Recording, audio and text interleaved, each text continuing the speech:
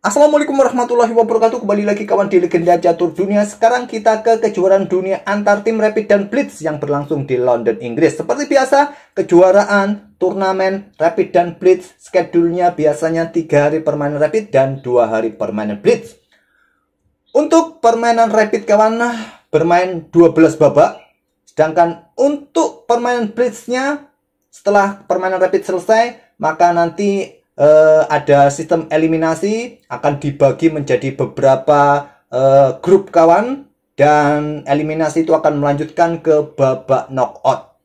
Nah, juara sebelumnya di seksi Rapid ada WR Chess yang diperkuat Magnus Carlsen. Tapi kali ini Magnus Carlsen nggak ada ya. Magnus Carlsen nggak ada. Posisinya digantikan oleh Hikaru Nakamura. Tergabung di WR Chess kawan ada Alireza Firosa, Maxim Lagravie, Jan Christoph Duda, Ho Ivan, Alexander Kostenuk ikut bermain di WR Chess Team. Dan berikut inilah hasilnya di hari pertama kawan. Sementara tim asal India, tim MJD1 memimpin sementara ya.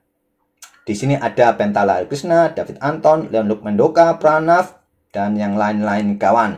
Diikuti oleh WR Chess Team. Dan game yang akan kita ulas ini permainan Alireza kawan di babak kedua menghadapi tim Generation XYZA yang diperkuat Mehmet Yarob, Edis Gurel, Yagis Erdogmus. Ya, kebanyakan pemain Turki kawan untuk tim Generation XYZA ini. Nah, game antara Alireza Firosa versus Mehmet Yarob di papan 1 ini yang akan kita ulas. Kita lihat ya, Hikaru Nakamura remis melawan Yagis Erdogmus kawan. Hikaru Nakamura tidak bermain penuh. Ya, para pemain ini mempunyai pemain cadangan kawan yang bisa menggantikan pemain yang lain di setiap babaknya. Oke, kita ke papan analisisnya. Namun sebelum itu ya, saya sedikit berikan pengumuman buat turnamen tadi malam. Selamat buat pemenang turnamen tadi malam di turnamen catur 960. Tapi yang perlu diingat kembali ya, bagi kawan-kawan, jangan menggunakan akun samaran, jangan menggunakan akun cadangan, gunakan akun utama kalian.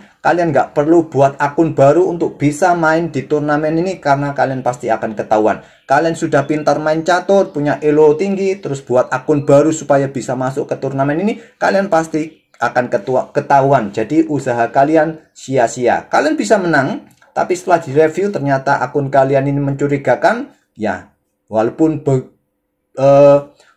buktinya tidak 100%, ya kami bisa mendiskualifikasi kalian. Jadi pemenangnya tadi malam kita geser ya. Posisi pertama kedua cukup mencurigakan, kita coret kawan. Nah, pemenangnya akan kita geser dari posisi 3, 4, 5. Itu yang akan menjadi pemenangnya. Oke, sekilas info seperti itu. Dan juga tadi malam sedikit saya laporkan ya mengenai keuangan dari turnamen itu. Ya, kita harapkan ada donatur-donatur baru kawan yang muncul, orang baik hati yang bisa menyumbang untuk bisa memberikan sedikit rezekinya agar turnamen ini terus bisa terlaksana setiap minggunya. Oke, permainan Sakyat Mehmet Yarob versus Alireza Firosa di papan 1 babak kedua bermain dengan Kings Indian Defense. Varian Fiacento dipilih oleh Mehmet Yarob. Ya, pada umumnya kuda C3 ya, bisa melanjutkan kuda F6 atau pion D6 kawan. Ya, mungkin kuda F6, terus kalian lanjutkan dengan pion E4, pion D6. Oke, kembali lagi varian Fiacento dipilih oleh Mehmet Yarob dengan pion G3.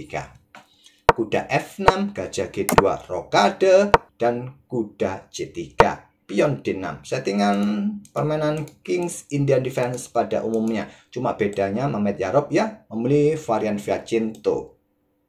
Setelah kuda F3, pilihan yang populer kuda C6, kuda BD7, atau pion C6. Opsi keempat dengan pion C5. Dengan settingan kuda C6, kalian bisa melanjutkan seperti ini, putih rokade, nah pion A6. Untuk kontrol peta B5 dan juga ekspansi pion-pion ini segera bisa dihentikan oleh pion A6 ini kawan. Nah, kalian bisa bermain dengan pion H3 ataupun juga dengan pion D5, kuda A5 yang akan dilanjutkan oleh hitam bergerak untuk menghindari serangan pion ini. Atau dengan settingan kuda BD7 kalian bisa melanjutkan tetap amankan raja terlebih dahulu, tapi hitam sekarang mulai dobrak peta E5.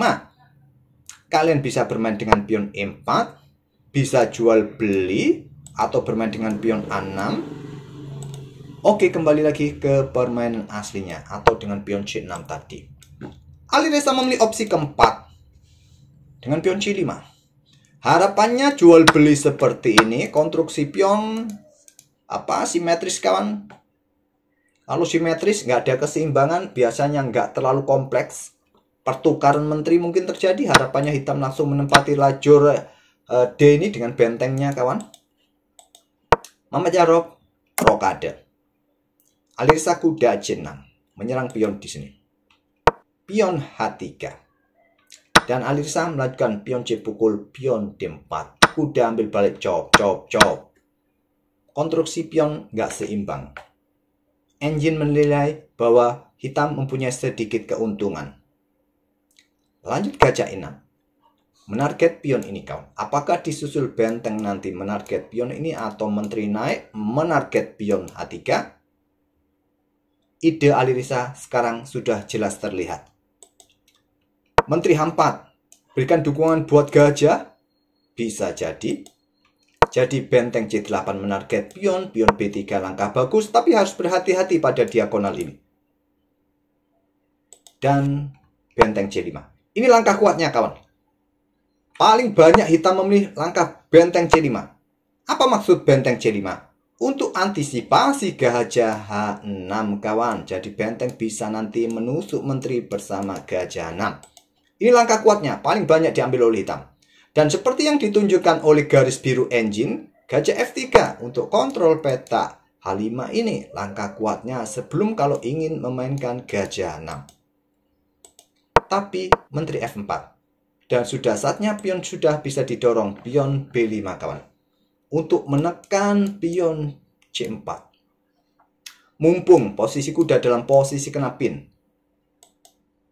Memilih dengan menteri C8 menarget di sini kawan. Apa yang menjadi keunggulan hitam jika bermain dengan pion B5 ini? Di game-game terdahulu kebanyakan hitam memainkan pion I dan hitam menang kawan. Tapi Alireza tadi memilih dengan menteri C8. Apa maksudnya dengan pengorbanan pion? Coba lihat, yang perlu kalian perhatikan benteng di belakang ya.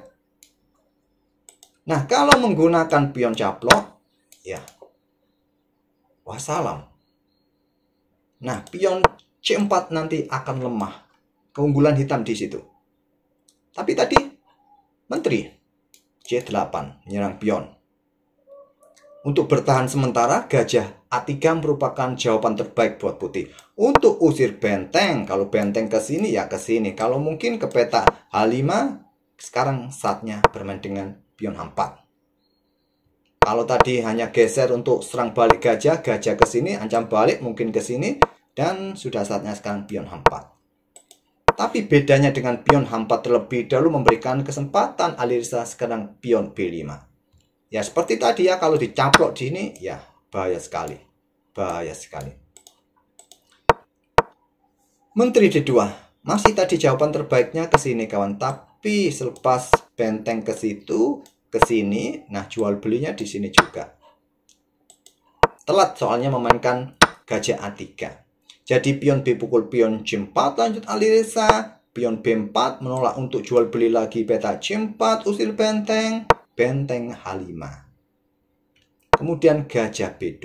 Melanjutkan pengembangan, menempatkan diri pada diagonal gila panjang untuk antisipasi discover. Benteng juga dipersiapkan segera keluar. Gajah H3 atau pion D5 langkah bagus. Oke, menantang pertukaran. Harapannya diterima. Menteri ambil balik, kuda menyusul, dan wassalam. Tentu tidak sebodoh itu memilih dengan gajah F3. Langkah bagus untuk menantang jual beli benteng. Dan itulah yang terjadi. Gajah ambil benteng F1, gajah ambil benteng H5. Ambil balik menggunakan pion. Idenya untuk dukungan kuda ke depan. Dan juga raja geser mungkin benteng menempati lajur G. Menteri ini juga siap menyusul dengan dukungan kuda. Sangat berbahaya posisi Sakyar Muhammad Yarob. Benteng ambil balik gajah F1, menteri H3, kuda siap menyusul dan potensi skakmat kawan. Jadi benteng digeser, berikan ruang pergerakan buat raja. Kuda G4, awas harus berhati-hati dan pion E3. Buka ruang buat menteri menjaga peta F2. Tapi menteri H2 cek raja geser, menteri H1 cek raja naik, menteri G2. Potensi skakmat satu langkah. Dengan menteri E1 sedikit lebih kuat untuk jaga peta F2. Mungkin nanti disusul dengan benteng B8 kawan. Oke, kembali lagi ke permainan aslinya, tapi dengan benteng F1, pion E6, atau benteng D8. Tapi langkah ini sangat senyap kawan. Apa tujuannya? Kontrol peta D5, tidak memberikan kesempatan Menteri Putih untuk menantang pertukaran. Ciamik sekali, ciamik sekali. Dan Alireza, maksud saya Mehmet Yarob merespon dengan kuda B5, ancam pion di sini, ancam pion di sini, menantang pertukaran gajah gelap. Cop, cop. Kuda caplok pion E3, ancam benteng kawan. Kalau pion ambil benteng, tentu nggak bisa. Kalau raja yang ambil, benteng jatuh. Memilih benteng C1. Kuda G4 lagi, siap rebut kembali pion F2. Nah, di sini Menteri D4. Setelah pion E5, Mehmet Yarob menyerah di langkah ke-29. Terbilang pendek, permainan sekelas Super JM hanya dengan 29 langkah kawan. Sangat pendek, sangat pendek. Apa yang menjadi masalah? Menteri ini sulit mempertahankan peta F2. Bang, ada pion yang bisa dicaplok bang. Sambil juga mengawasi peta F2 bang. Bisa. Masalahnya, masalahnya di sini kawan.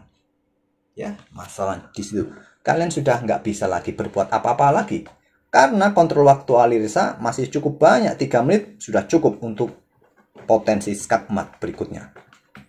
Oke. Game yang cukup menarik kawan, cukup tactical positioning yang diterapkan oleh Alireza Firoza menghajar Sakyat Mehmet Yarob hanya dengan 29 langkah saja. Semoga bisa menghibur kalian dan kita akan bertemu di video-video berikutnya. Terima kasih. Wassalamualaikum warahmatullahi wabarakatuh.